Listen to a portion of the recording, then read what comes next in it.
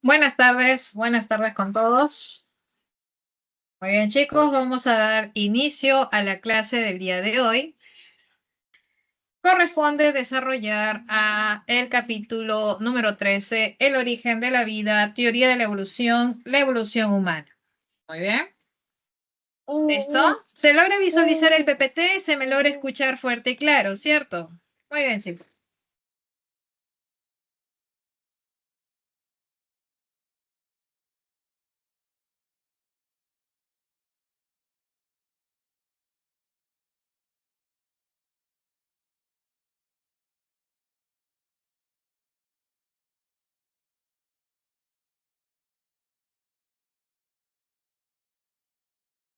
Muy bien, entonces, si todo ok, vamos a comenzar. Recuerda que la historia del universo, la historia de la Tierra, desde un punto de vista pues geológico y biológico, nos indica pues el recorrido de la materia viva. Se presume que la Tierra se originó hace 4.600 millones de años y que su atmósfera primitiva contenía probablemente agua, metano, amoníaco, hidrógeno y un escaso porcentaje de CO2. Muy bien. Pero con el tiempo, tanto el hidrógeno como el amoníaco y el metano se fueron perdiendo. De modo que la atmósfera se hizo cada vez menos reductora. Muy bien. Es así que una serie de eventos, como son los cambios tectónicos, como son los cambios en la temperatura, y claro está, eh, la formación de moléculas orgánicas que luego dieron lugar a los primeros seres vivos, y otro factor también importante es la aparición del proceso fotosintético. Muy bien. Entonces, debido a todos estos eventos, así como también eh, la transformación o el cambio de compuestos inorgánicos a compuestos orgánicos, esa evolución química que se dio hace muchos años y también la consecuencia, ¿no?, de una serie de procesos que dieron lugar a los primeros seres vivos conocidos como una evolución biológica, permitió justamente que con todos estos eventos se diese lugar a la presencia de o la aparición de los primeros seres vivos, ¿no? Surge una serie de interrogantes acerca del problema del origen de la vida y ha sido motivo, por lo tanto, de muchas teorías. A continuación vamos a mencionar las teorías más importantes del origen de la vida. Así tenemos a continuación la teoría de la generación espontánea, o también conocida como la teoría de la biogénesis, que fue propuesta por Aristóteles, ¿no?, el cual se fundamenta en la idea de que la vida surge de la materia inanimada o de sustancias en putrefacción. Por ejemplo, las lombrices surgen del lodo, los gusanos de la sangre putrefacta, los ratones de desechos, ¿no? Y los insectos a partir de tejidos animales o vegetales. Muy bien. Seguidores a esta teoría de la generación espontánea fueron, por ejemplo, el famoso Newton, Harvey, Descartes, Van Helmont, entre otros, creyeron en esta teoría. Muy bien. Pero cansados de esta teoría de la generación espontánea, hubo intentos de refutarla, ¿no? Por ejemplo, en el siglo XVII aparece Francesco Redi, ¿no?, quien demostró que las larvas que parecían surgir de la carne descompuesta no era sino el resultado de huevos que fueron colocados por las moscas. Es así que él desarrolla este experimento en el cual considera, ¿no?, colocar trozos de carne en diferentes frascos. Así que los frascos que estaban totalmente destapados, las moscas podían entrar, posarse sobre la carne, dejar sus huevos y en semanas o en horas desarrollarían las larvas.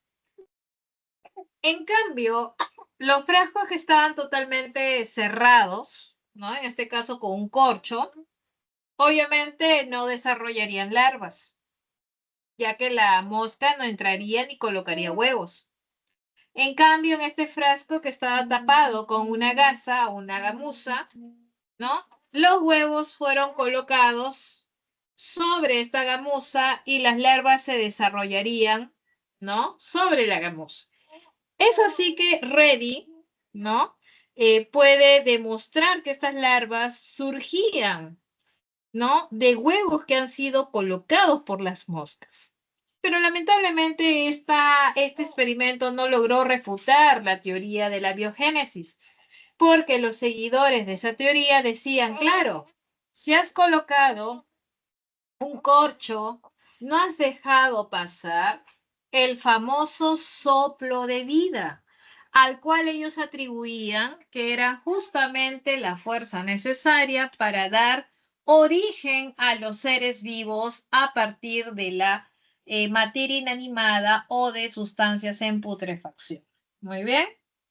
Pasó un siglo, ya en el siglo XVIII aparece Spallanzani, y Spallanzani, ¿verdad? Indica que caldos vegetales o sustancias orgánicas que hayan sido sometidas a altas temperaturas y prolongadas, ¿no? De manera prolongada, en recipientes totalmente herméticos, nunca desarrollarían microbios, microorganismos. Y cuando los recipientes se abrían al aire, este aire contaminado, ¿no? Ingresaba y contaminaba a los caldos que habían sido hervidos y esterilizados, ¿no? Entonces, como estamos viendo en la imagen, ¿no? Cuando son sometidos a altas temperaturas, se garantiza que este caldo esté estéril y más aún si es cerrado con algún corcho, ¿no? Este caldo se mantenía estéril, a menos que entrara en contacto con el aire. Pero claro, nuevamente los seguidores de la teoría de la generación espontánea indicaban, pues no se ha dejado entrar el soplo de vida. Muy bien. Pasó otro siglo, ya en el siglo XIX, aparece Pasteur.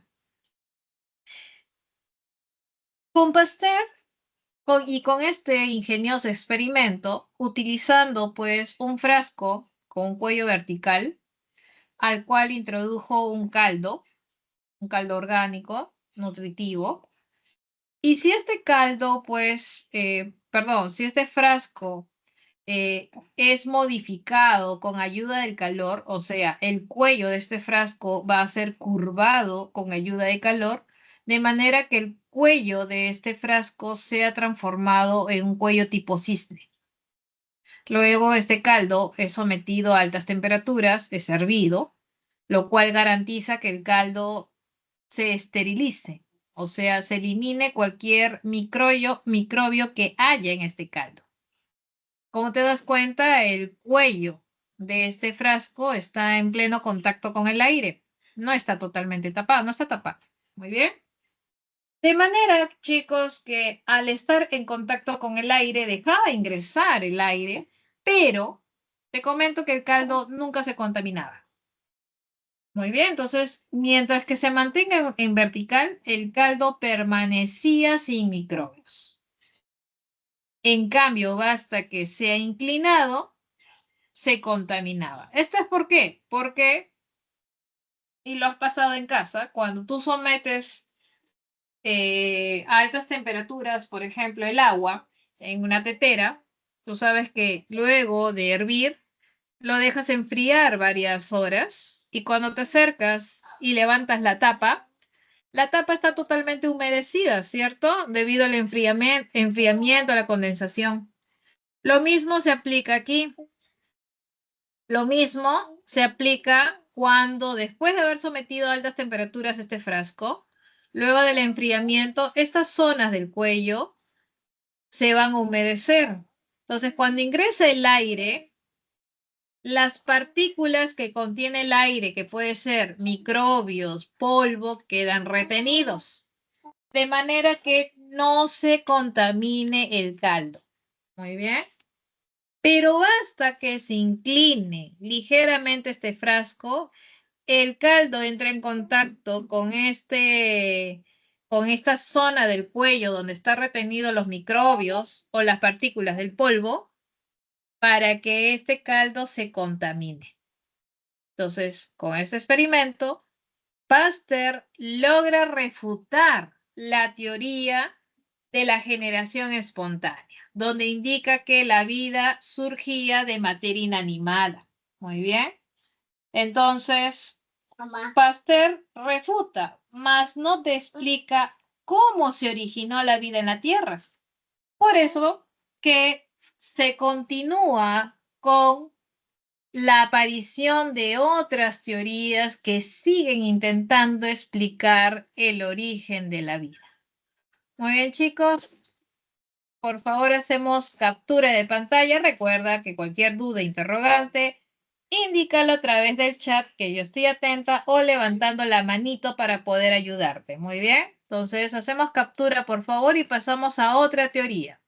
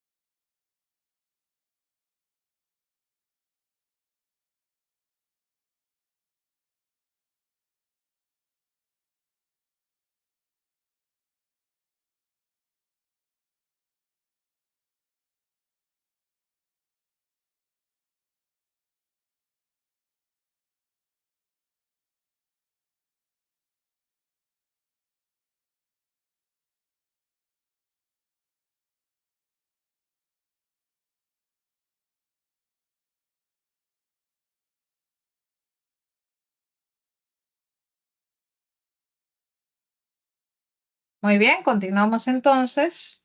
Tenemos aquí otra teoría. Esta es la teoría cosmogónica, o también conocida como la teoría de la panspermia. Muy bien, esta teoría fue propuesta por Svante Arrhenius en el año 1908. En esta teoría sostiene, pues, Arrhenius, ¿no? Que la vida llega a la Tierra en forma de esporas y bacterias provenientes del espacio exterior. A su vez, que se desprendieron de un planeta en el cual estos existían. Muy bien. Lamentablemente, esta teoría no tuvo aceptación, ya que hubieron varios argumentos que se oponían a esta teoría. ¿Cuáles son esos argumentos? Lo vamos a ver a continuación.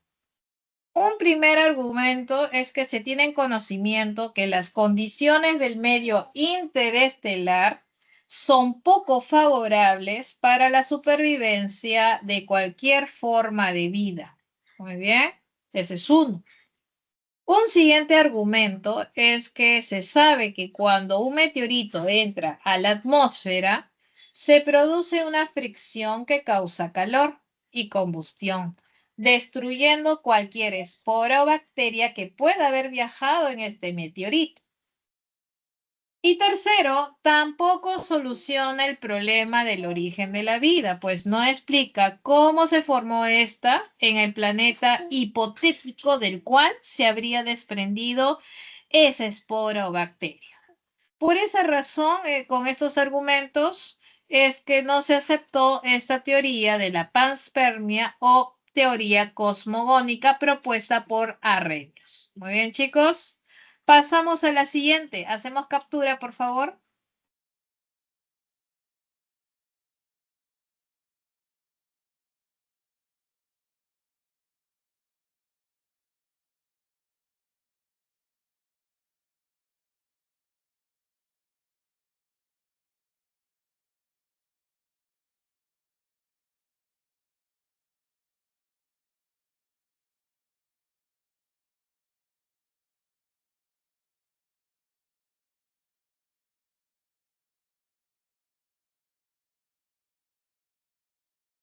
Muy bien, vámonos a la otra teoría entonces.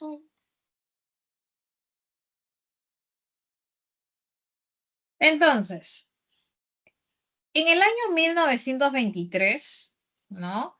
Se intenta explicar el problema considerando los procesos que implicaban la evolución química. Es así que Oparin explica que este proceso se tuvo que haber llevado a cabo en tres etapas. En una primera etapa indica que ciertas moléculas orgánicas comenzaron a predominar el mar primitivo. Luego, en una segunda, algunas moléculas comenzaron a adquirir funciones catalíticas para poder resistir los cambios ambientales. Y en la tercera aparece la organización molecular, que implicaba la capacidad de autorregulación de los seres vivientes. Muy bien. Y un acercamiento a esta hipótesis que propone Oparin fue probada experimentalmente 30 años después. En el año 1953, Miller y Urey diseñaron un aparato que simulaba las condiciones de la Tierra primitiva, ¿no? Obviamente, si iba a simular las condiciones de la Tierra primitiva, tiene que considerar una atmósfera rica en metano, debe considerar el amoníaco, la presencia de hidrógeno, la presencia de agua. Esto fue sometido a una descarga eléctrica que representaba pues los relámpagos de aquella época. Y adivina, las sustancias que se logró recolectar de este experimento eran sustancias orgánicas. Por ejemplo, se pudo recolectar aminoácidos, se pudo recolectar formaldehído, se pudo recolectar ácido acético, cianuro de hidrógeno, entre otros. Por esa razón que esta teoría quimiosintética, o también conocida como la teoría de la biogénesis, es la teoría más aceptada hasta la fecha para explicar el origen de la vida en la Tierra. Muy bien, chicos. Captura de pantalla, por favor.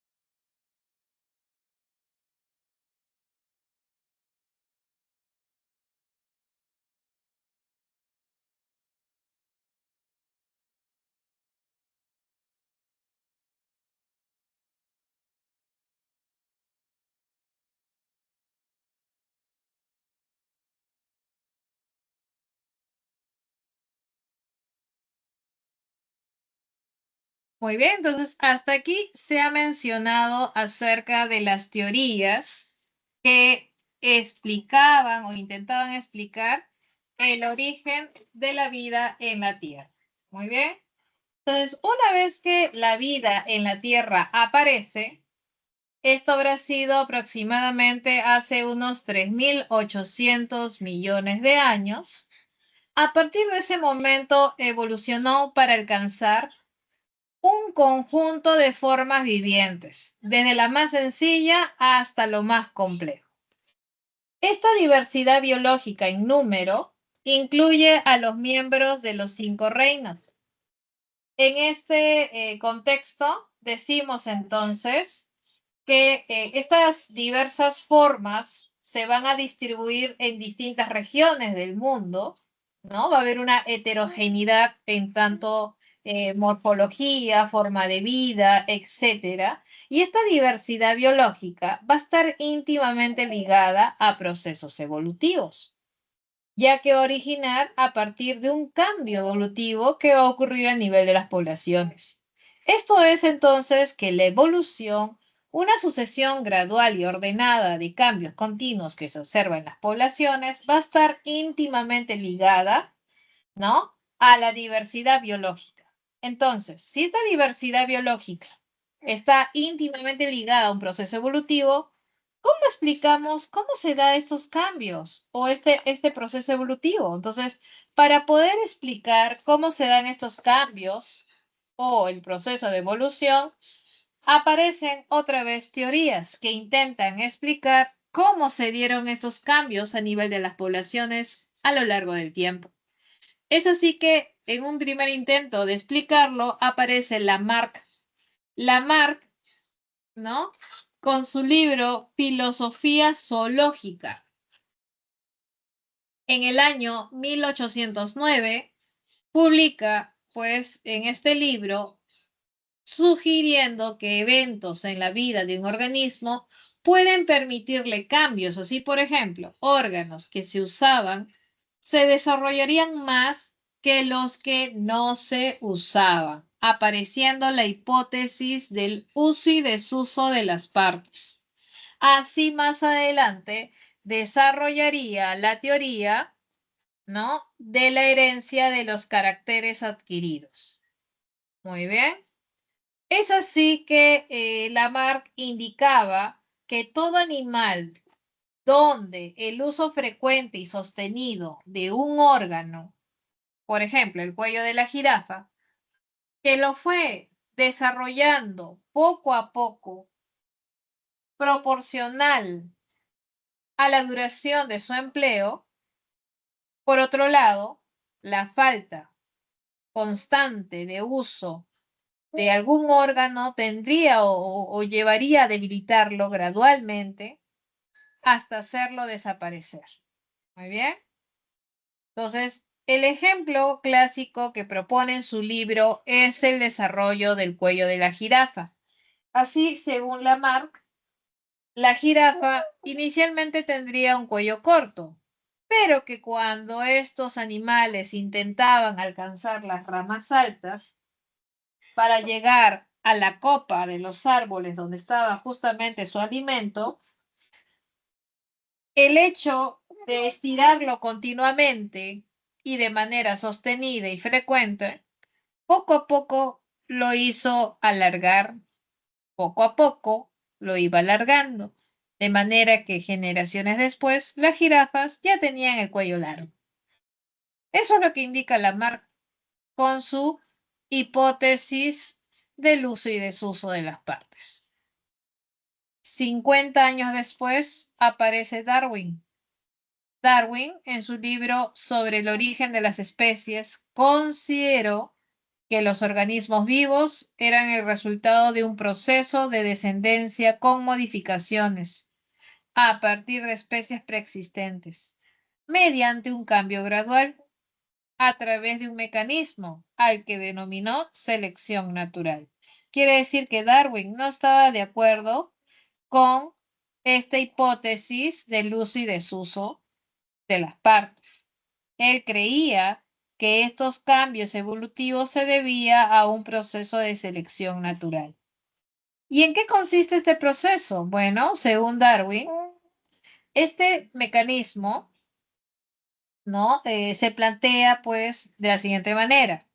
Muchas veces te dice que las poblaciones tienden a producir más descendientes de los que el ambiente puede mantener, dando lugar inicialmente una lucha por la existencia.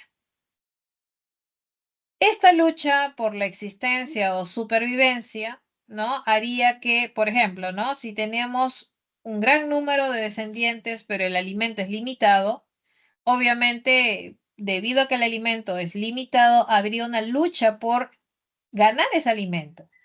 Entonces, aquellos que tengan caracteres que representen mejores adaptaciones van a poder sobrevivir y obviamente los que no morirán. Y solamente los que sobreviven podrán reproducirse, ¿no? Y obviamente, si estos se reproducen, transmitirá esos caracteres, ¿no? Entonces, estas variaciones ventajosas se van a ir acumulando a lo largo del tiempo.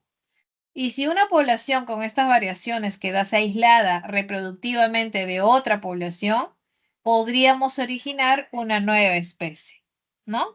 Eso es lo que dice Darwin con su teoría del origen de las especies, ¿no? En el caso de acá de la imagen que estamos viendo en el PPT, vemos un ejemplo que también justamente representa lo que es el mecanismo de selección natural, donde vemos una población de ratones que son de dos colores, ¿no?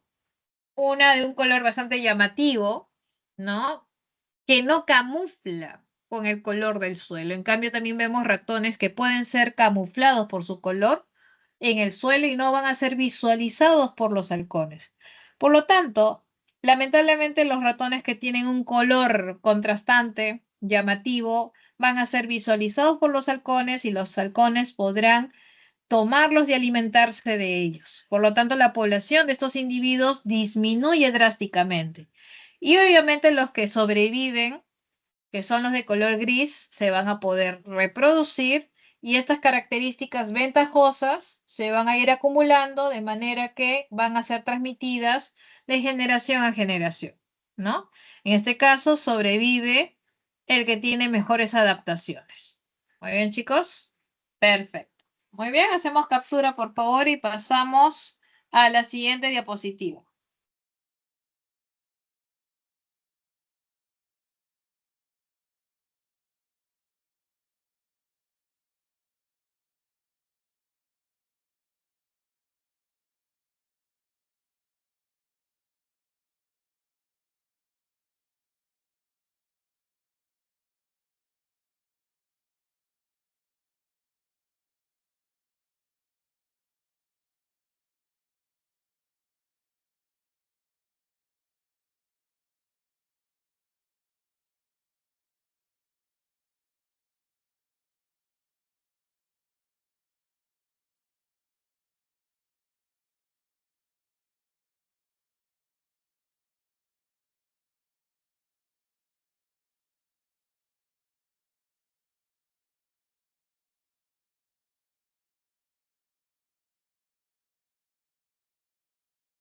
Muy bien, entonces luego, años después, en el año 1901, en la obra de Bryce, La teoría de la mutación, de Bryce menciona que las mutaciones son variaciones hereditarias discontinuas que provocan cambios amplios y que van a ser fácilmente reconocibles.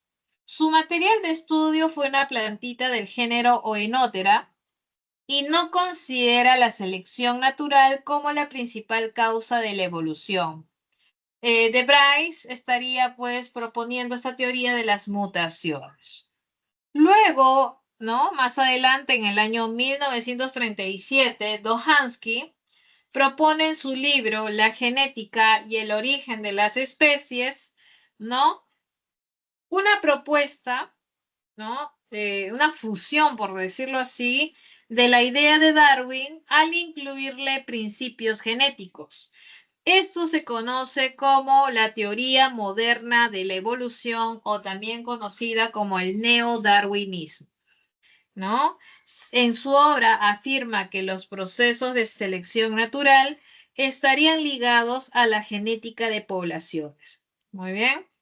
Entonces, esta teoría es la más aceptada hasta la fecha, hasta el día de hoy. El neodarwinismo es el más aceptado para poder explicar los cambios evolutivos que han ocurrido en las poblaciones. Muy bien, chicos, hacemos captura, por favor.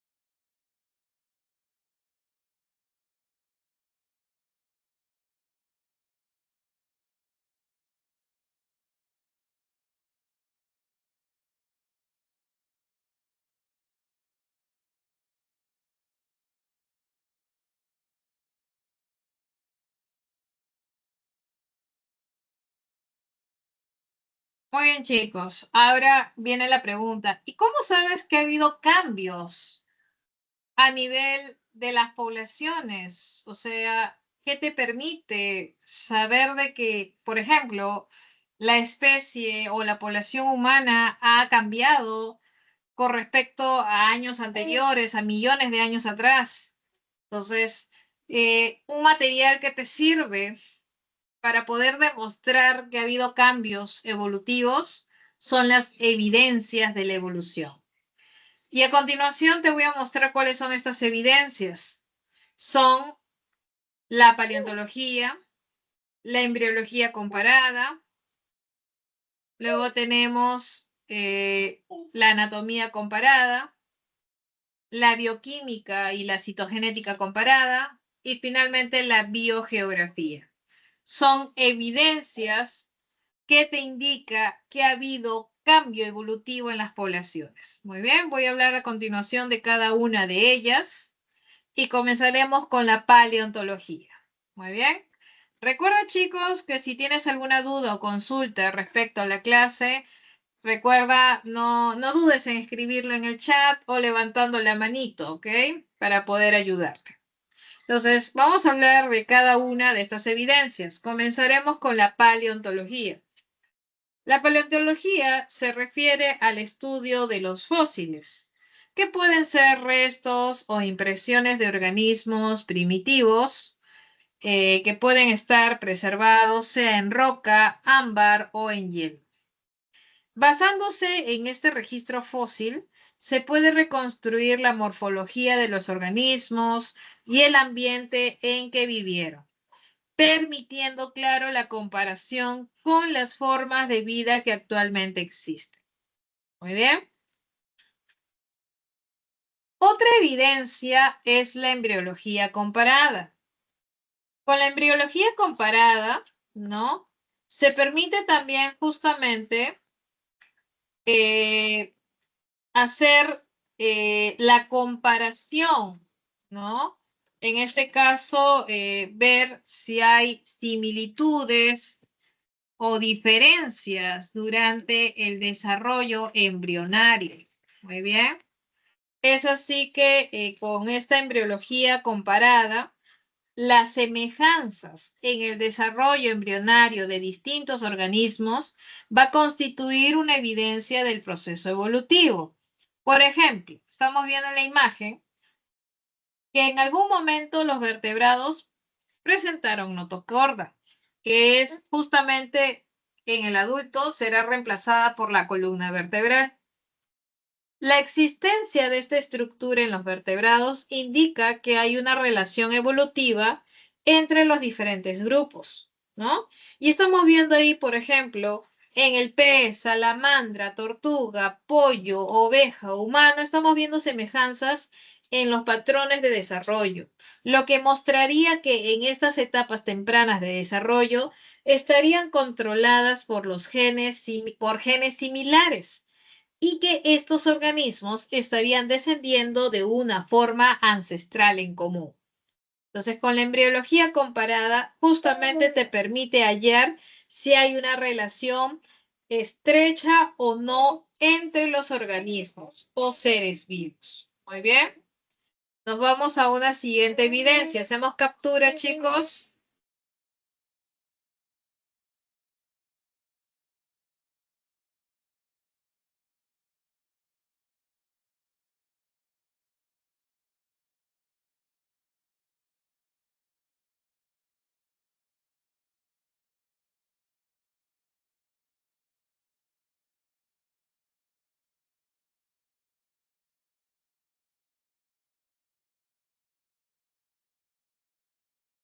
Otra evidencia es la anatomía comparada. Es la fuente más importante de datos a favor de la evolución. Con esta evidencia se considera las homologías como el patrón de comparación que permite relacionar, que permite reconstruir la filogenia de diversos o distintos taxones.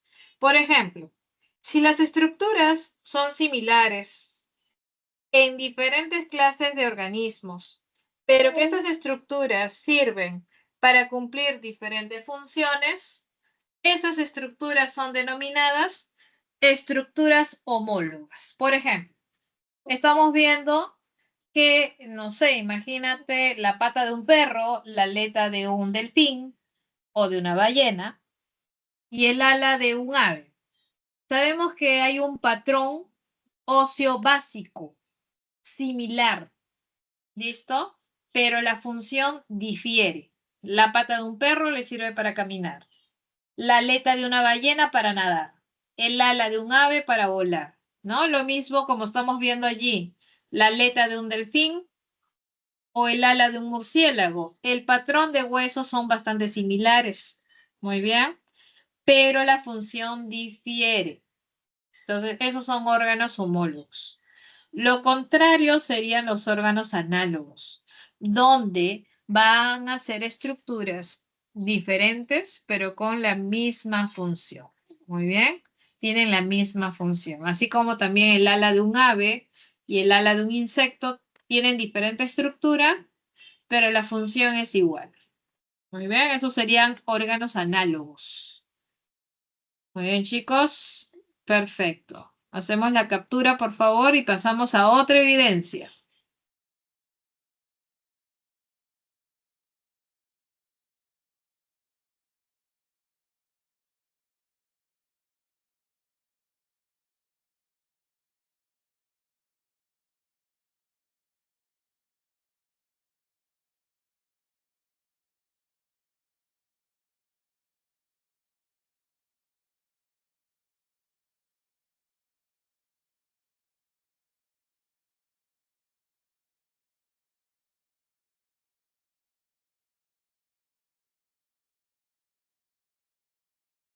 Muy bien, pasamos a la otra evidencia y estamos con la bioquímica comparada, ¿no? En cuanto a la bioquímica, se busca hallar la similitud o diferencia a nivel bioquímico, ¿no? Cuando se compara ciertas moléculas que pueden ser de repente proteínas o ácidos nucleicos. Por ejemplo, en los organismos eucariontes se hace mucho el estudio del citocromo C, que ha permitido pues revelar interesantes similitudes en la composición de aminoácidos a nivel del hombre, conejo, serpiente, entre otros, ¿no? Por ejemplo, acá en la imagen estamos viendo una comparación de esta proteína, esta hormona proteica, la insulina. La insulina es una hormona producida por el páncreas, ¿no? Y el papel que lleva a cabo es el mismo en 4 mamíferos. Por ejemplo, se está comparando acá la secuencia de aminoácidos a nivel de la vaca, cordero, cerdo y caballo. Muy bien. Pero hay bastante similitud, a diferencia de los aminoácidos 8, 9 y 10, que está ahí representado de color rojo. Esos aminoácidos o a nivel de esos aminoácidos hay una diferencia, ¿no? Y estas diferencias tú lo puedes notar por la diferencia en los colores, o en la secuencia de colores. Muy bien.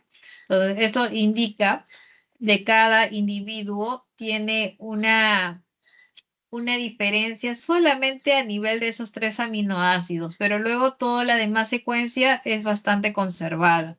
Entonces, si vemos mayor similitud, podemos decir que a mayor similitud, ¿no? Bioquímica entre estos organismos se considera una relación evolutiva más cercana, ¿no? Es lo que se puede concluir cuando vemos una mayor similitud, en este caso en la secuencia de aminoácidos, o también se puede aplicar en el material genético. Por ejemplo, si analizamos el ADN, a mayor similitud en la secuencia de nucleótidos de un ADN, podemos decir pues que estos individuos comparados van a tener mayor relación evolutiva, ¿no?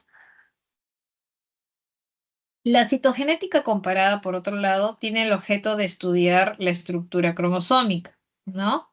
Sabemos que esta nos puede dar información, ¿no? Con respecto de diferencias que distinguen a una especie de otra. Al igual que las estructuras homólogas, mientras más relacionadas sus conjuntos cromosómicos o cariotipos, serían más similares. Por ejemplo, acá tenemos la comparación de los cariotipos del humano y del chimpancé, representado por diferentes colores. En el caso del humano está representado de color rojo, en el caso del chimpancé representado de color azul. Estamos viendo que los cromosomas humanos son 46 y los del chimpancé son 48. Y cuando haces este examen comparativo de los cromosomas, se ha podido ver o se ha podido interpretar que aparentemente ha habido una fusión del cromosoma 2 y 3 del chimpancé para dar origen al cromosoma 2 del ser humano. Muy bien. Entonces, estamos viendo que los cariotipos del orangután, gorila, chimpancé, van a ser bastante indistinguibles, ¿no? Bastante indistinguibles, ya que todos ellos presentan 48 cromosomas y a su vez van a ser similares al del ser humano, que tiene 46, tal como lo estamos viendo en la imagen. Muy bien.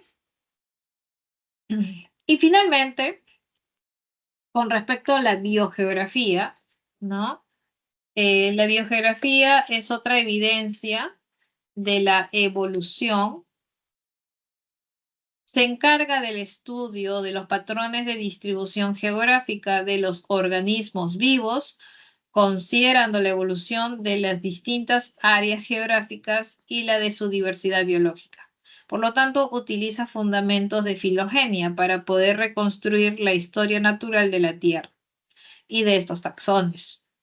¿Se usan criterios? Sí, se usan criterios ecológicos, geológicos, poblacionales, entre otros, para poder interpretar las relaciones filogenéticas entre el área y las taxas. Muy bien, así por ejemplo tenemos aquí, ¿no? Cómo ha sido la diversificación de los camélidos en Sudamérica. Tenemos acá los camélidos, la familia de camélidos, entre los que podemos encontrar la alpaca, la llama, el guanaco, la vicuña, los camellos, los dromedarios, entre otros, se fue diversificando de acuerdo a su distinta adaptación en los diferentes hábitats y ello constituye una prueba biogeográfica más de la evolución. Muy bien, entonces esas son las evidencias a favor del proceso evolutivo, chicos. Muy bien, hasta aquí tenemos alguna duda o consulta. Por favor, levanta la manito o plásmalo en el chat. Estaré atenta, chicos. Si no, nos vamos a la siguiente diapositiva.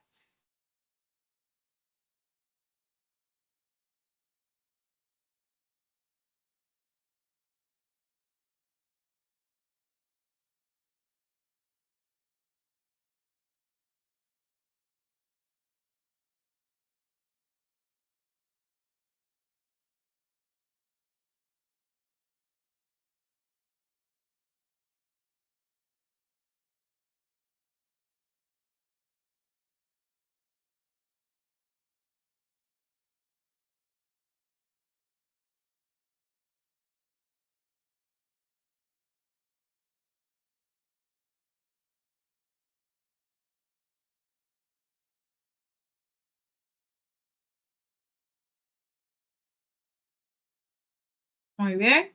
Vamos a la siguiente y vamos a hablar ahora de los mecanismos de la evolución. Y acá encontramos varios, por ejemplo, la especiación. La especiación es un proceso mediante el cual evolucionan nuevas especies a partir de especies ancestrales. Este proceso ocurre por la oportunidad que tienen las poblaciones de adaptarse de acuerdo a los cambios ambientales. Por ejemplo, si hablamos de una especiación, tiene que ocurrir por lo menos tres eventos. Primero, un aislamiento geográfico. Si tenemos aquí, por ejemplo, en esta imagen, tenemos una población ancestral, esta población ancestral queda dividida, ¿no? Por una barrera física, que puede ser de repente la aparición de un río, de una quebrada, una montaña o algo, que evite que entren en contacto estas poblaciones. Por lo tanto, las poblaciones quedan aisladas por esta barrera física. Y como no hay contacto, no va a haber reproducción, habiéndose luego un aislamiento reproductivo. Y así pasan años, años, años y cada población va a estar sujeto a diferentes factores.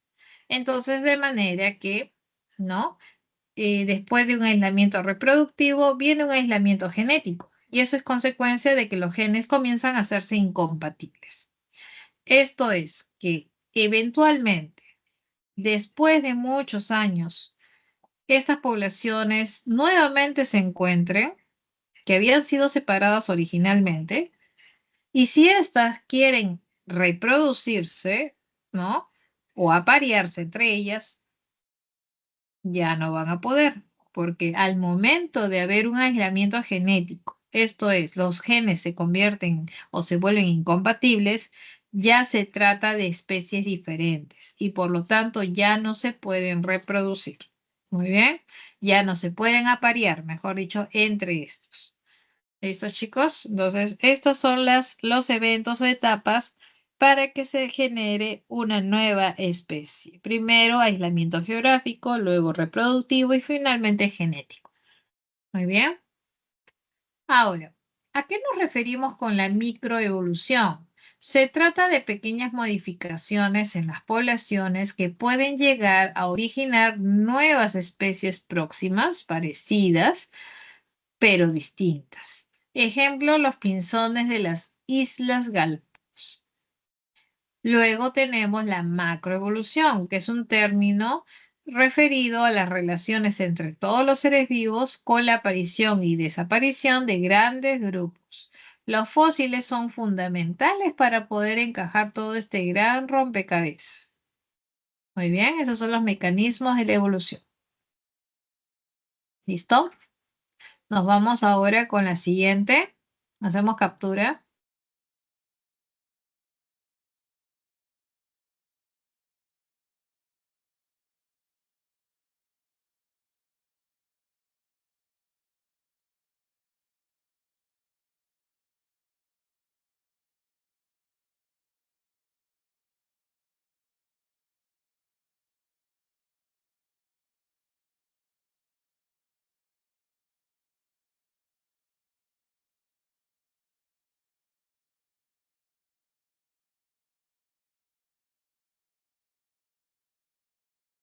Entonces, chicos, las evidencias y los cálculos consideran que desde que apareció la vida en la Tierra, han existido desde 1500 hasta 15.000 millones de especies. La mayoría de ellas se han extinguido. O sea, se estima que el 99% de las especies que han vivido ya no están. ¿No? Es importante considerar que las especies no aparecen ni se extinguen a un ritmo fijo. Y en la historia de la Tierra han aparecido repentinamente, ¿no? Nuevos organismos y en otros tiempos muchas especies o grupos completos de especies también desaparecían rápidamente. De esta manera, en la historia de la Tierra han ocurrido hasta 5 extinciones masivas, siendo los periodos más importantes el Pérmico y el Cretácico. Muy bien. ¿Qué significa una extinción en masa? Una extinción en masa significa, pues, una desaparición súbita de muchas especies. en un periodo corto de tiempo. Y una radiación adaptativa suele ser seguida de una extinción en masa. Y una radiación implica una evolución rápida de muchas especies nuevas en un corto periodo de tiempo. Esto es unos pocos millones de años. Muy bien, entonces aquí están en la diapositiva, se te muestran las principales extinciones masivas donde te dije que el Pérmico y el Cretácico eran los más importantes, resaltantes. Recordar que el Cretácico fue el periodo en el cual los dinosaurios fueron eliminados. Y luego de esta extinción, ¿no? Que fue la última, los mamíferos, como un grupo sobreviviente, experimentaron lo que se llama una explosiva radiación adaptativa durante la era cenozoica. Es así que los placentarios, uno de los linajes de los mamíferos, ¿no? Fue sometido a esta radiación originando carnívoros, originando ungulados, roedores, también grupos como las ballenas, delfines, murciélagos y sobre todo a los primates. Recuerda que en el grupo o la orden de los primates nos encontramos nosotros los seres humanos. Muy bien, chicos. Hacemos captura, pasamos a la siguiente.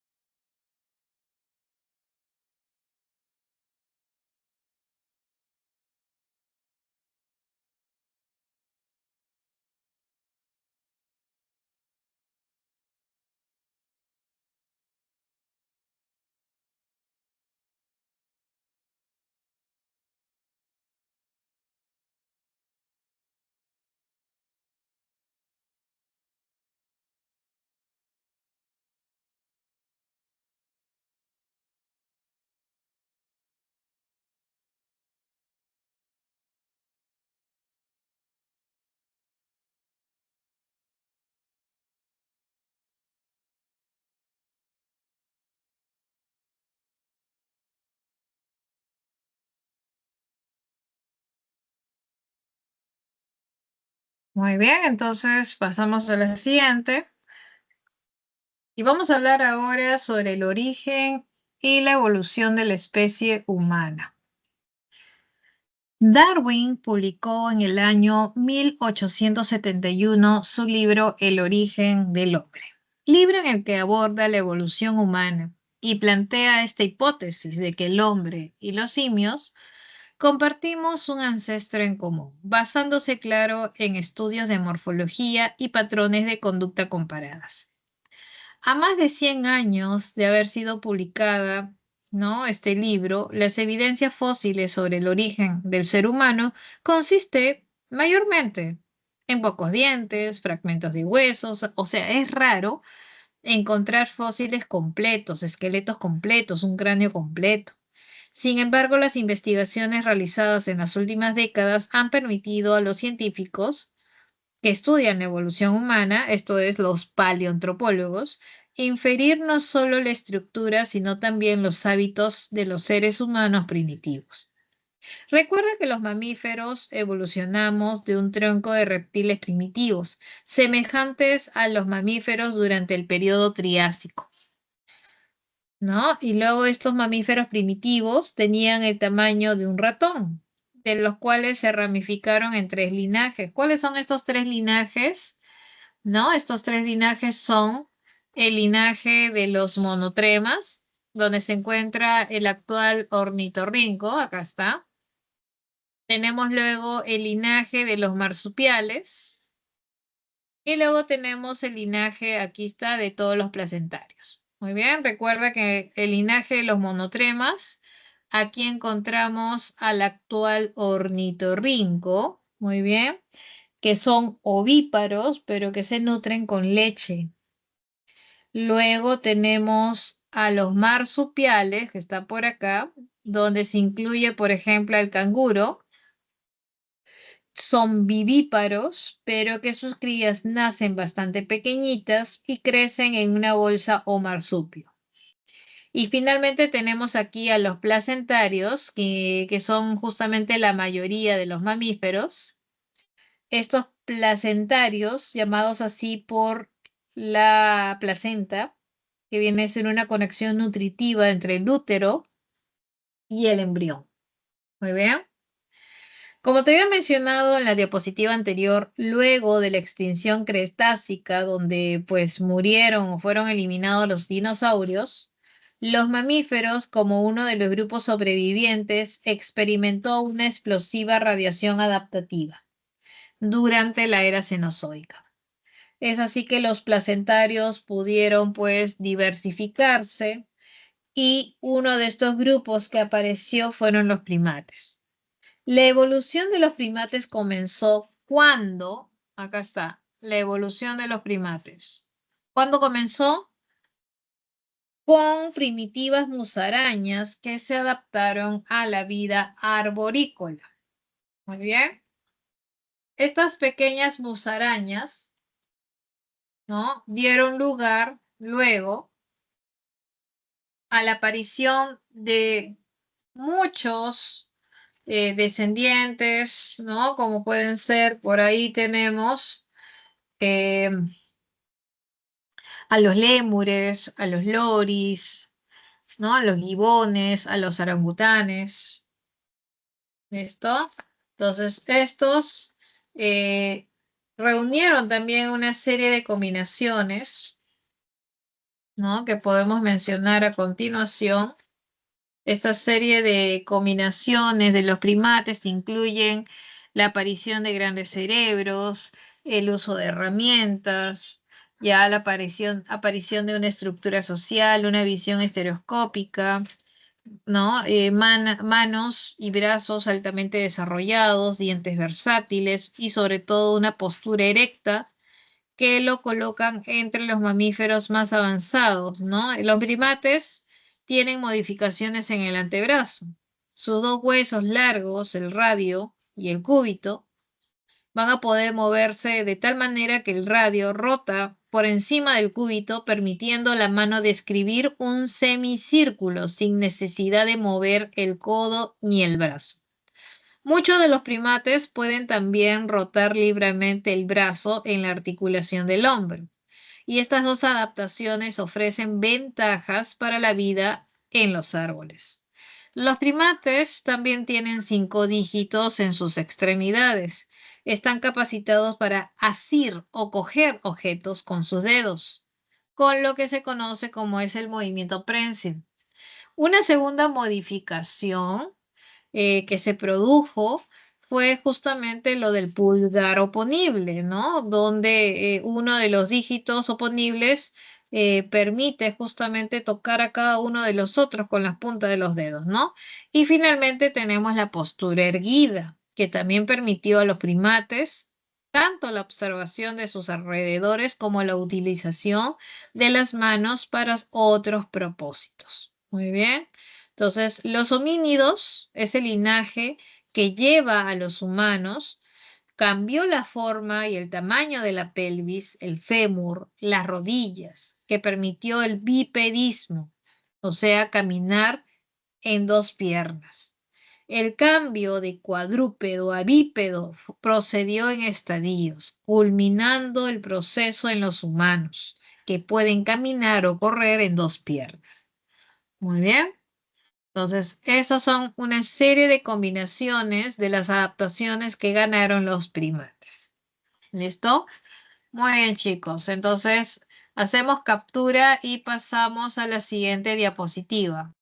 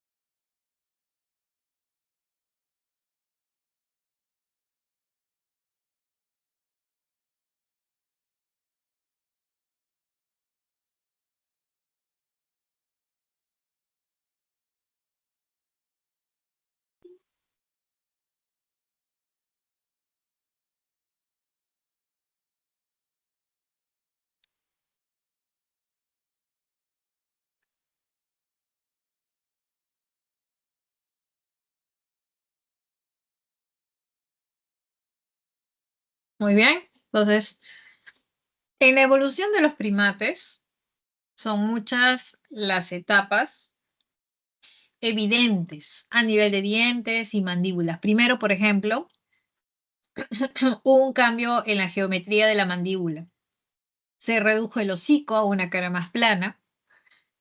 También hubo un cambio en el número y distribución de los dientes, se incrementó la eficiencia de los mismos para aprovechar mejor los alimentos.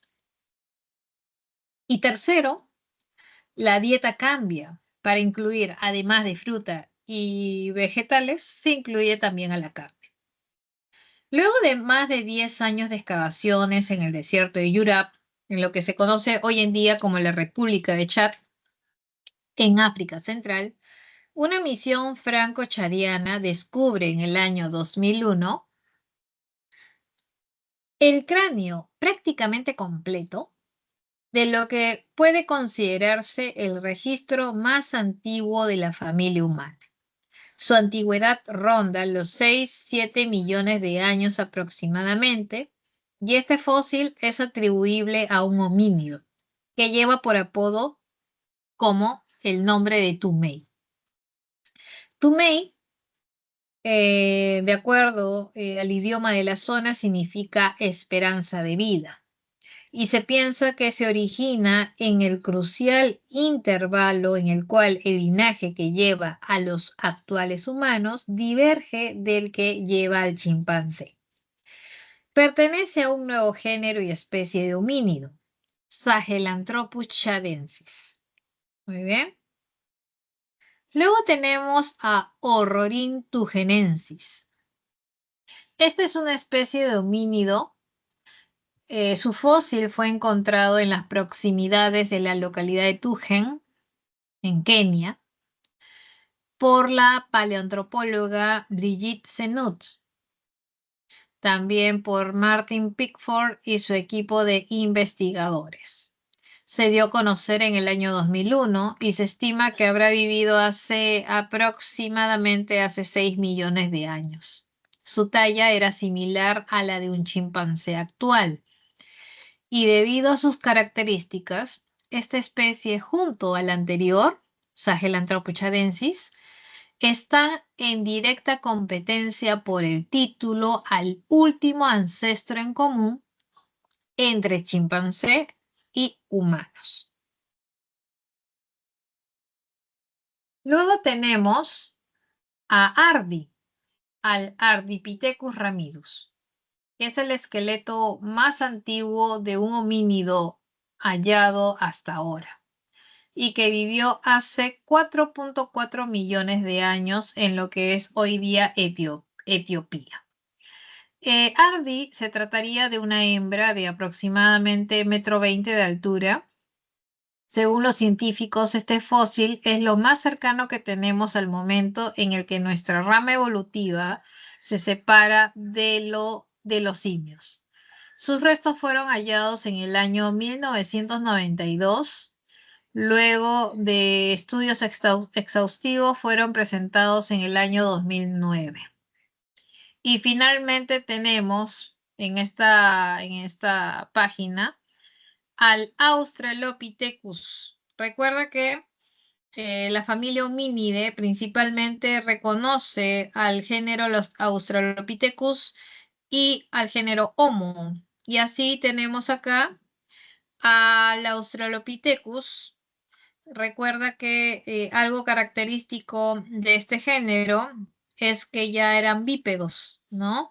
En el caso de Lucy, que es el esqueleto más completo que se ha encontrado de esta especie de Australopithecus, Lucy era una hembra de aproximadamente 20 años cuando fallece, y a diferencia del humano actual, su cerebro era bastante pequeño, y algo característico que acercaba bastante a los primates es que ella ya era bípeda. Muy bien, hacemos captura, por favor, chicos, para continuar.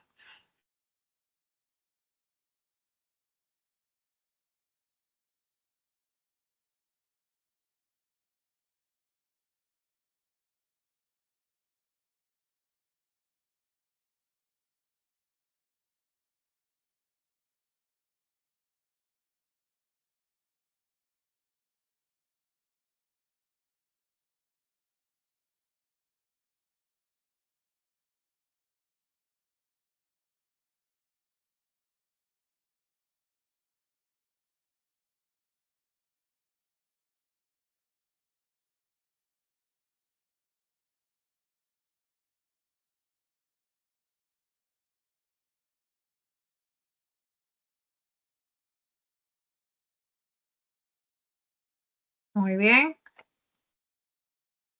Entonces, como te había dicho, Australopithecus es un género extinto de primates homínidos. Las especies de este género habitaron en África. Una de ellas era pues la especie Australopithecus afarensis y el esqueleto más completo encontrado corresponde a Lucy. Y se le llama así a estos restos porque fueron descubiertos, ¿no? Justo en el momento que estaban escuchando la canción Lucy and the Sky with Diamonds de la banda inglesa The Beatles. Entonces, por esa razón que pusieron pues el nombre de Lucy a estos restos encontrados en el año 1974. Muy bien, entonces como te decía, este género Australopithecus, vivía en las zonas tropicales de África, alimentándose de frutas, hojas, ¿no? El tamaño de su cerebro era bastante similar al de los grandes simios actuales. Muy bien, y como te dije, algo resaltante del Australopithecus es que caminaba de manera o se desplazaba de manera bípeda. Muy bien. Ahora tenemos eh, al género Homo, ¿no? Que es el género al que pertenece, pues, el humano actual, ¿no?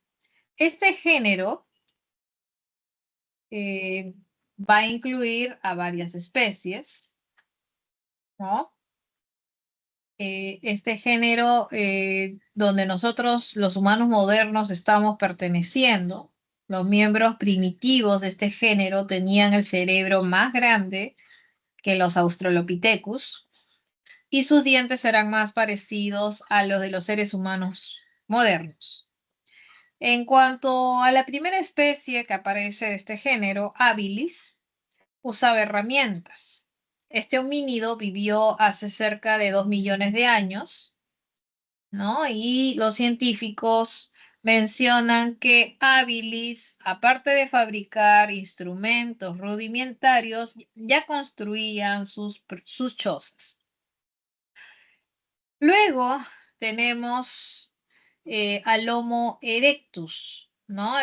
Los científicos dan el nombre de Homo erectus a los fósiles de homínidos, ¿no? Que fluctuaban entre las edades de 1.5 millones de años atrás. Esta especie de homínido ya fue encontrado fuera de África, o sea, salió de África hacia Europa, hacia Asia y Oceanía. Muy bien. El tamaño de su cerebro variaba desde un volumen de 800 a 1300 centímetros cúbicos, ¿no? Y junto a los restos fósiles de Erectus hay restos de hoguera, lo que indica que Erectus ya hacía un uso controlado del fuego. Eso es un indicativo de inteligencia. También Erectus hacía hachas de piedra y otras herramientas.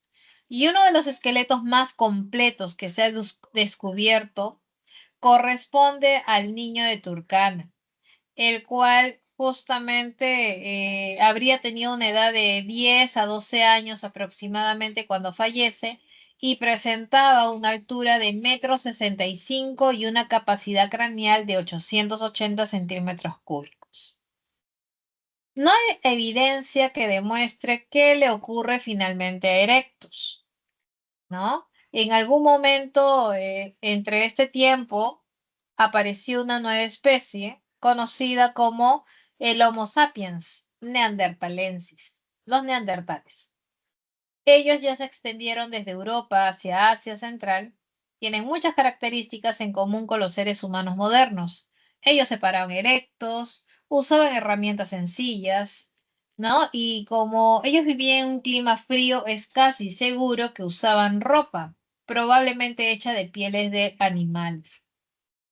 Los neandertales eran también diferentes a los seres humanos de hoy en día. Tenían el cerebro un poco más grande, tenían cráneos gruesos con la frente bien baja, ¿no? Y estos seres humanos principalmente eran cazadores, vivían en cuevas, en familias, y hay evidencia que ya enterraban a sus muertos.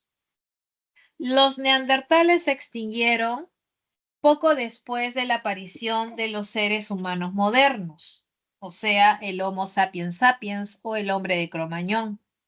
Se sabe que las dos subespecies coexistieron, sin embargo, por alguna razón, los neandertales murieron. A medida que desaparecían, los neandertales fueron reemplazados por este hombre de Cromañón. Este grupo de Homo sapiens es muy semejante físicamente a los seres humanos modernos. Los Cromañón eran cazadores-recolectores y hacían una variedad de herramientas de piedra. En las cuevas donde vivían, producían obras de arte representando a los animales que cazaban. Muy bien. Entonces, con respecto, ¿no?, a los integrantes de esta familia homínida. Muy bien, chicos. Hacemos captura de pantalla, por favor, y pasamos a la siguiente diapositiva.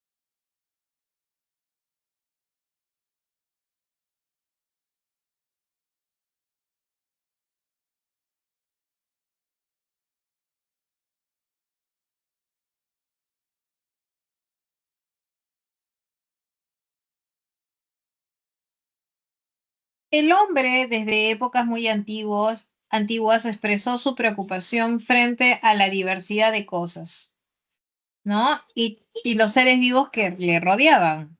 En un principio comenzó a observar, diferenciar plantas y animales. Muy bien. Eh,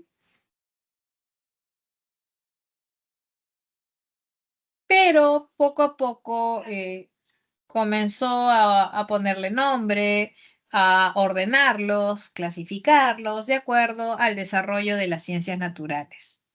Es así que aparece la taxonomía, una palabra compuesta por dos vocablos griegos que van a significar la ley, ordenación o norma de la ordenación. La taxonomía viene a ser la ciencia de la clasificación de los seres vivos, ¿no? Linneo, un naturalista escandinavo, en el siglo XVIII establece este sistema de clasificación y también una nomenclatura universal. Y una de las razones para clasificar a los seres vivos es el deseo de ordenar, de organizar. Es así que esta ordenación sistemática condujo a la clasificación de los seres vivos en diferentes categorías. ¿Y cuáles son estas categorías? La tenemos por acá. Estas son las principales categorías. En los últimos años, después de los años 90, se estableció esta categoría, es última, dominio, que está por encima de lo que antes se conocía que la máxima era reino, pero ahora, después de los 90, la máxima es dominio. El dominio es una categoría propuesta recién en el siglo XX por Gus, por los recientes estudios de filogenia. Es así que son tres dominios, los cuales van a incluir a los diferentes reinos establecidos por Whittaker. Muy bien, que lo vamos a ver más adelante. Dentro de los reinos encontramos a los diferentes filos o división. Dentro de cada filum encontramos a las diferentes clases. Dentro de cada clase a las diferentes órdenes. Dentro de cada orden a las diferentes familias. Dentro de cada familia a diversos géneros. Dentro de cada género a varias especies. Siendo la especie la unidad fundamental de la clasificación y constituye un grupo de organismos similares en cuanto a estructura y función idénticas, que en la naturaleza solo se reproducen entre sí y tienen un ancestro en común. Muy bien. Por otro lado, es preciso mencionarte que el nombre científico, también establecido por Linneo, se basa en una nomenclatura binaria constituida por género y especie, utilizándose palabras de origen latín. ¿Por qué? Porque la finalidad es poder reconocer en cualquier parte del mundo a una determinada especie, ya que cada idioma tiene su propio nombre. Por ejemplo, ¿no? Si mencionamos, no sé, la alberja, en otro país se le puede conocer como el chícharo, ¿no? Entonces, para poder ¿cómo se dice? Utilizar un nombre universal, ¿no? Es que se utiliza el nombre científico para que este nombre pueda ser reconocido universalmente, ¿no? Es así que hay que tener también consideraciones al momento de escribir el nombre científico. Por ejemplo, sabemos que el nombre científico está constituido por dos vocablos, ¿no? Estas palabras tienen que estar escritas en minúscula, a excepto de la primera letra del género que tiene que ir en mayúscula. Luego se debe escribir en cursiva. Y si no se escribe en cursiva, se subraya de manera independiente. Muy bien. No se coloca punto al final, ojo. Muy bien. Entonces, esta es la manera correcta de escribir el nombre científico. Muy bien.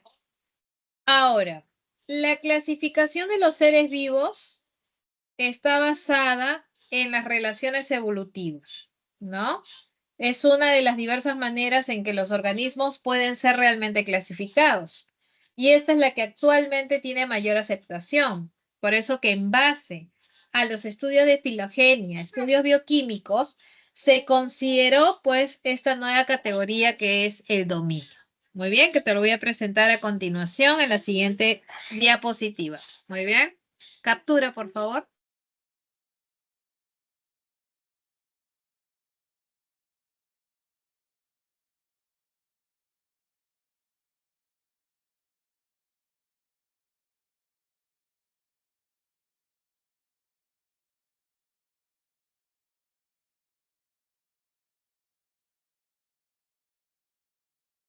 A ver, chicos, antes de entrar al dominio y a explicarte cada uno de ellos, ¿no? Sus semejanzas y diferencias, vamos a poner un ejemplo, ¿no? En este caso del zorro, como cuál es las categorías taxonómicas para este individuo.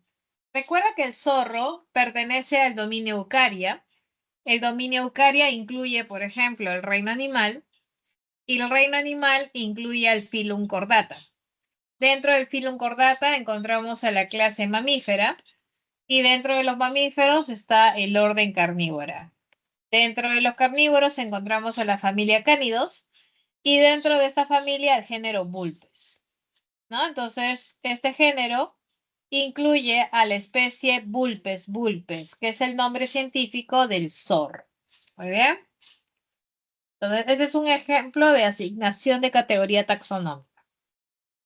Ahora, al lado derecho se te muestra el mapa filogenético de los organismos actuales basados, claro, en el concepto de los 5 reinos establecidos por Whitaker.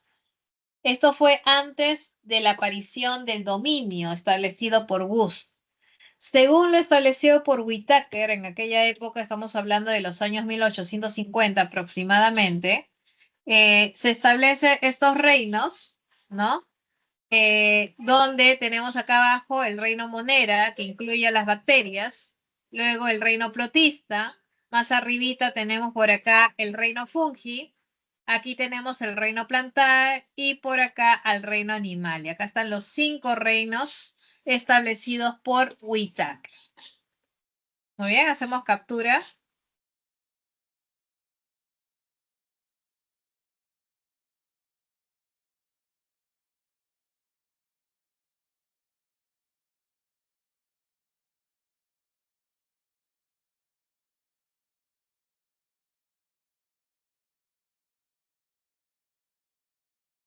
Muy bien, y en esta última diapositiva se te muestra lo que te decía que con los estudios últimos, ya en los años 90, se establece una categoría superior a reino, que es el dominio.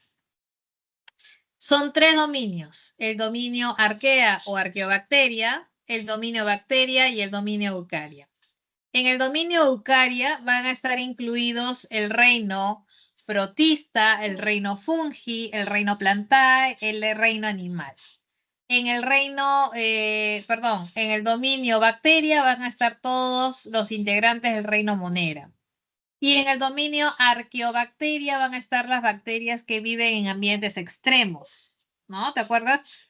Las metanógenas, halófilas, termoacidófilas, entre otras.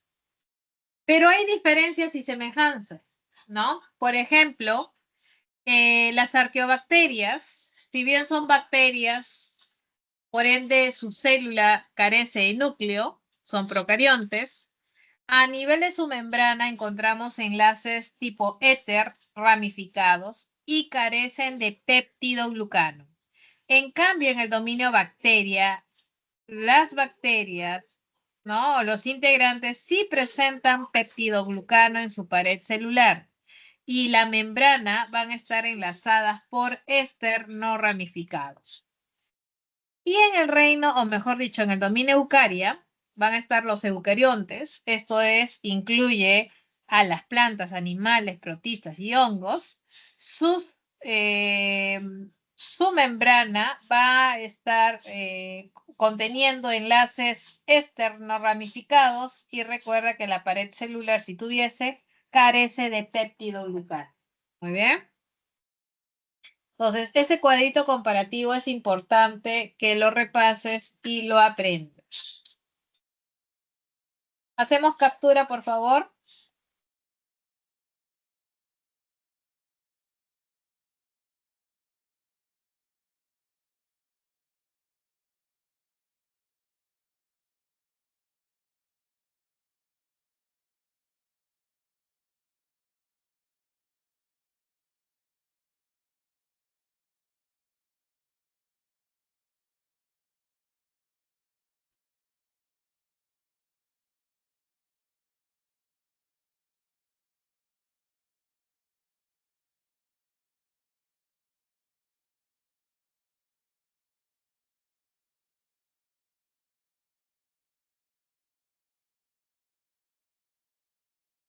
Muy bien. Entonces, vámonos ahora con el material, la separata. Muy bien. Vamos a acceder ahorita a la separata.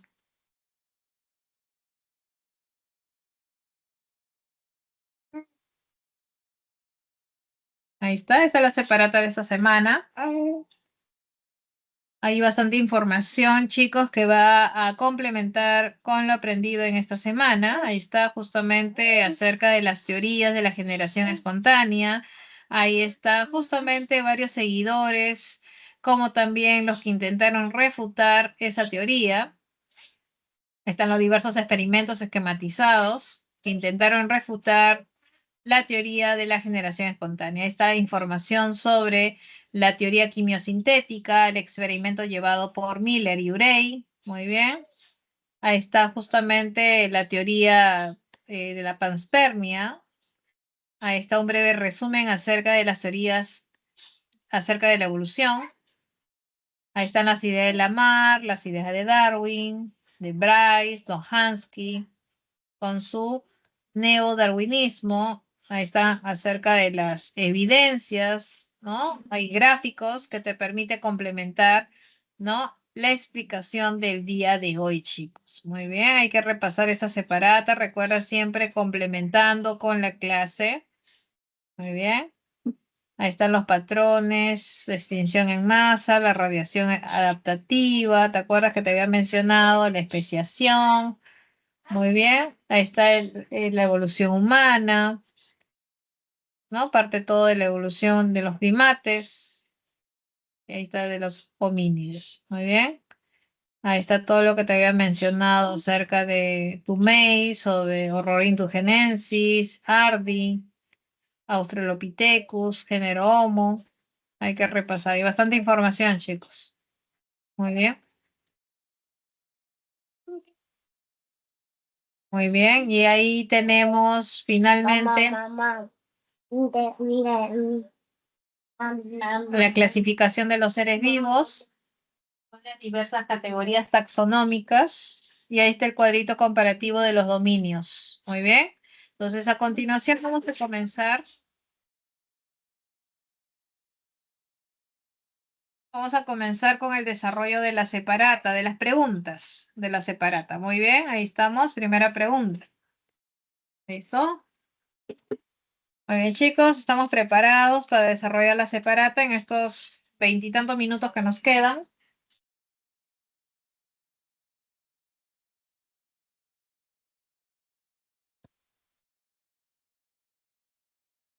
Dice, primera pregunta.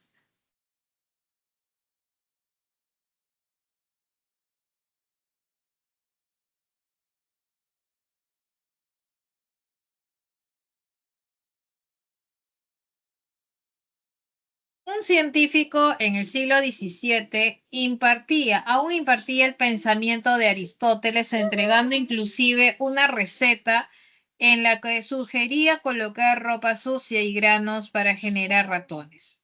De acuerdo a lo descrito, el científico es seguidor de la teoría conocida como... Recuerda que en el texto señala cómo a partir de materia inerte se forman seres vivos. Por lo tanto, la teoría que corresponde con lo descrito sería la teoría de la abiogénesis. Por lo tanto, la clave de la 1 está en la C. Muy bien, ¿estamos ahí todos ok? Ya.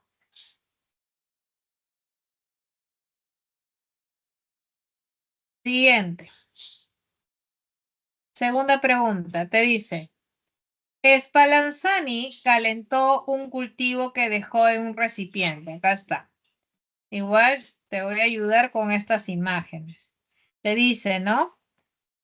Calentó un cultivo que dejó en un recipiente, el cual lo selló con un tapón de corcho, lo que permitió evidenciar que a partir de dicho cultivo no se formaban microorganismos.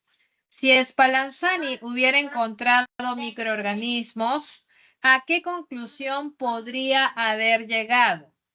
Muy bien.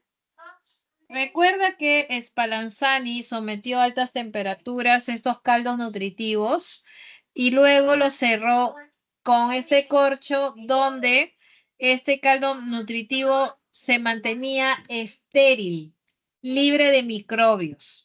Bastaba que se sacara el corcho para que se contaminara. Entonces, Spallanzani logró demostrar que no existía la generación espontánea.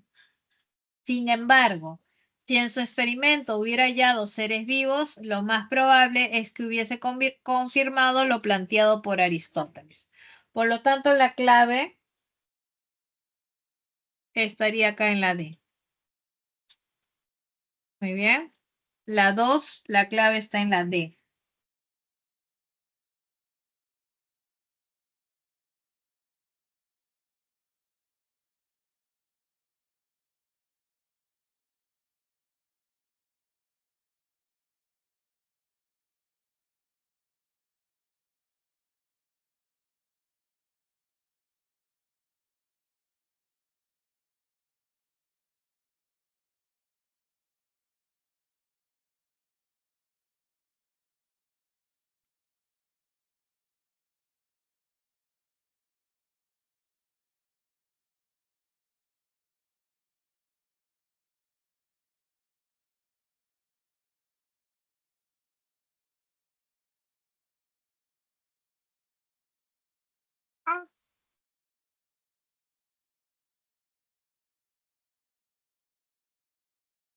Aunque se han detectado moléculas predecesoras dice, aunque se han detectado moléculas predecesoras de las moléculas orgánicas en nebulosas y asteroides, la teoría cosmogónica tiene opositores que se fundamentan en, y acá está justamente los argumentos, perdón, los argumentos que se oponen a la teoría, ¿no? Recuerda que la teoría de la panspermia tiene estos argumentos en contra. Uno de ellos hace énfasis en que el espacio exterior no es favorable para la vida por la falta de oxígeno, radiación, entre otros. Por lo tanto, la clave de la 3 estaría acá, en la C.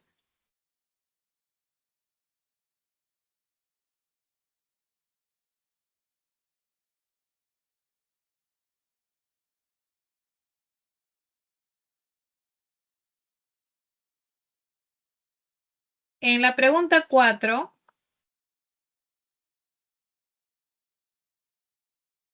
te dice, si usted realiza un experimento donde utiliza unas cuantas moléculas orgánicas y como fuente de energía utiliza electrodos, obteniendo como resultado la formación de estructuras orgánicas complejas, ¿qué teoría estaría comprobando? Claro, es lo mismo es como hizo Miller y Urey, ¿cierto? Estaría comprobando la teoría quimiosintética, ¿cierto? Por lo tanto, la clave estaría en la E. Muy bien.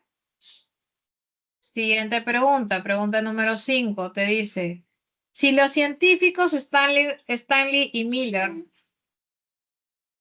durante su experimento no hubiesen logrado obtener moléculas orgánicas, se podría afirmar que la teoría de Oparin estaba errada, ¿ya? Esa sería la clave, la 5. Muy bien. Siguiente.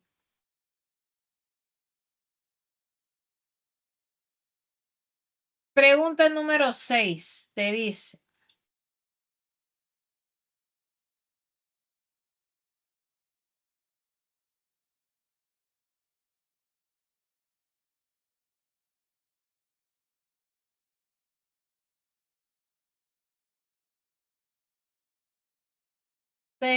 pregunta número 6. Durante la era mesozoica, la Pangea se dividió en continentes que que conocemos hoy en día debido a la deriva continental. Esta separación geográfica resultó en el aislamiento de poblaciones a lo largo de millones de años. Estas poblaciones se adaptan a sus entornos locales, desarrollando características propias y particulares. ¿Qué procesos o qué proceso evolutivo describe este escenario? Entonces, la pregunta, la 6, ese proceso que describe este escenario es la especiación. Muy bien. Recuerda que la separación geográfica de las poblaciones debido a la fragmentación de la Pangea condujo a esa divergencia genética. Muy bien. Y eventualmente a la formación de nuevas especies a lo largo del tiempo. La clave de la 6 está en la D de edad. Muy bien. Nos vamos a la 7.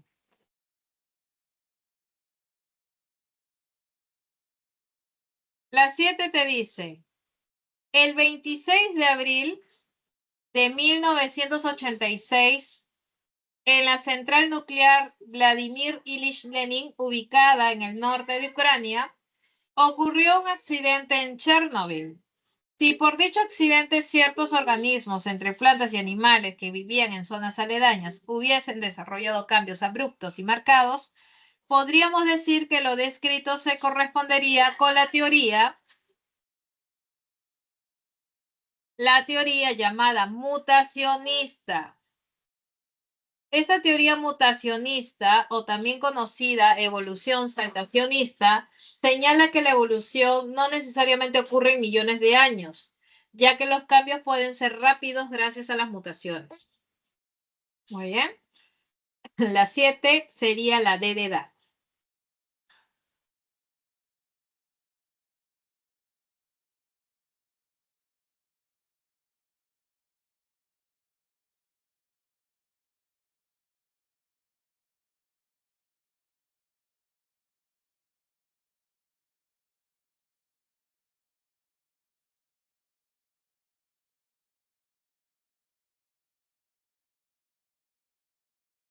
Muy bien, la pregunta número 8 te dice, si en un congreso dicho grupo de estudiantes defiende que los seres vivos evolucionan gradualmente y que los cambios que representan en millones de años son producto de la fuerza que ejerce la naturaleza sobre ellos, dichos estudiantes estarían defendiendo las ideas de quién. Así como Darwin sostenía que la naturaleza, ¿no?, estaba de alguna manera involucrada, impulsando la evolución, también Wallace, al igual que Darwin, sostuvo que la naturaleza era la fuerza impulsora de la evolución. Entonces acá la clave es Wallace. Muy bien. Nos vamos a la pregunta número 9.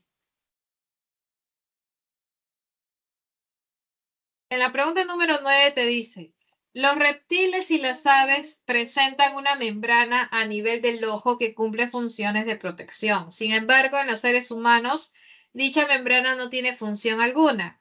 En el caso de los seres humanos, dicha característica se corresponde con...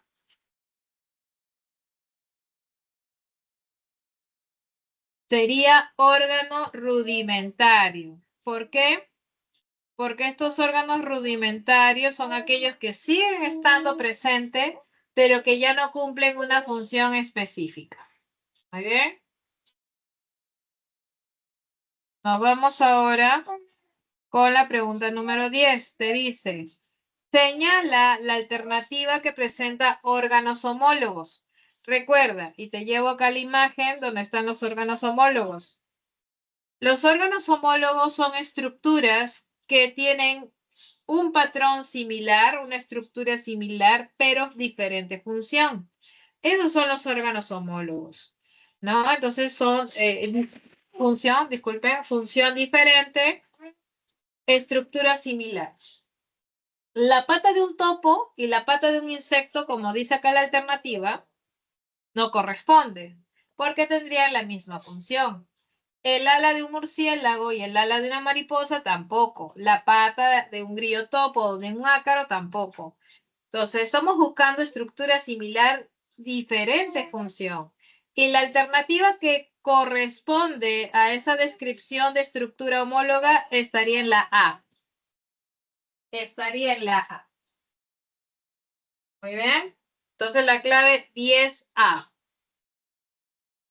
Muy bien. Siguiente pregunta, 11. En la 11 te dice, hace millones de años aparecieron homínidos con la capacidad de cazar y enterrar a sus muertos. Muy bien.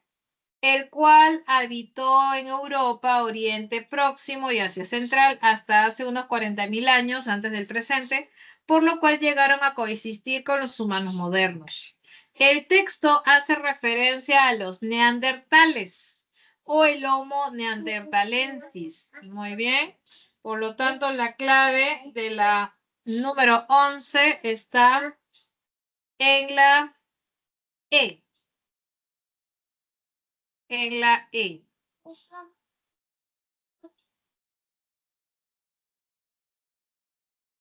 Muy bien. 11E. ¿Listo? Nos vamos con la 12. Pregunta número 12. Los registros fósiles indican que existió en la historia de la humanidad un homínido capaz de salir de África y migrar hacia Europa y Asia. El texto hace referencia a quién? Al Homo erectus. 12A. Homo erectus. Pregunta número 13. ¿Cuál de las siguientes alternativas corresponde a un nombre científico correctamente escrito? Muy bien, recuerda que un nombre científico debe ser escrito en minúscula, excepto la primera letra que es en mayúscula. Muy bien. Siempre en cursiva. Y si no estuviera escrito en cursiva, subrayado cada palabra de manera independiente. Muy bien, entonces, de acuerdo a la descripción que te acabo de mencionar, la alternativa correcta estaría en la D. Muy bien, la D sería lo correcto. Muy bien. 13 D de dado. Muy bien. En la siguiente pregunta hay una modificación que vas a considerar. Muy bien. En la pregunta número 14 vas a modificar lo siguiente. En vez de colocar clase, esto lo borras y pones familias. En lugar de clase, colocas familia. Muy bien, con esa modificación, la respuesta cambia, ¿cierto? Entonces sería orden. La respuesta de la 14 estaría en la C. 14C. Y finalmente la pregunta número 15. Muy bien, y para eso me ayudo de la última diapositiva para poderlo responder. Muy bien. Entonces, te dice, se han hallado en una región de alta temperatura en Marte, o sea, son bacterias, porque te dice, carece de peptidoglucano. Entonces, deben ser bacterias que viven en condiciones extremas, pero que no tienen peptidoglucano. Entonces, con esas especificaciones, sabemos que pertenecen al dominio Archaea, ¿no? Y son procariontes. Por lo tanto, la 15, la clave está en la E de nano. 15, E de nano. Muy bien, chicos. Hasta aquí todo está claro. ¿Tenemos alguna consulta adicional? Muy bien, chicos. Entonces, con toda esta información, muy bien, me despido con todos ustedes. Doy por finalizado la clase del día de hoy. Muy bien, chicos. Nos vemos hasta la siguiente semana.